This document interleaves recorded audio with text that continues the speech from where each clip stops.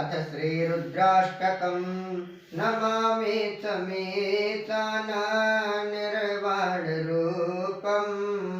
विभुं व्यापकं ब्रह्म वेदस्वरूपं निजं निर्गुणं निर्विकल्पं निरेहं चिदाकाशमाकाश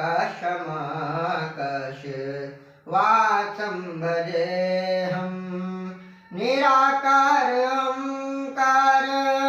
मूलं तुरीयं गिरागनगोते तमेतं गिरीशं करालं महाकाल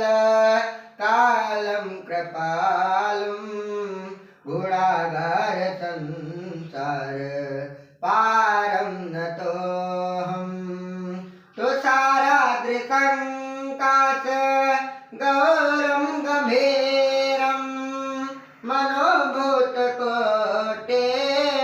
प्रभाश्रीशरीरं स्फुरन्मौलिकल्लालिनी चारुगङ्गालसद्बालबालेन्दु कण्ठभुजङ्गा चलत्कुण्डलं भ्रो सुनेत्रं विशालं प्रसन्नाननं नीलकण्ठं दयालं मृगाधीशचर्मां वरं मुण्डमालं प्रियं शङ्करं सर्वनाथं भजामि प्रचण्डं प्रकृष्टं प्रगल्भं परेशम् अखण्डं अजं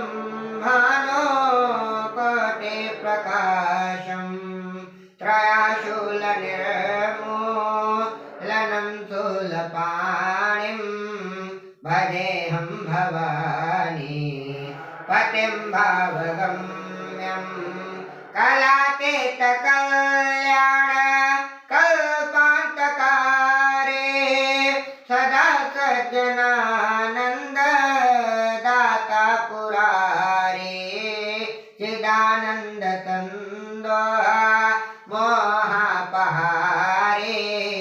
प्रसीद प्रसीद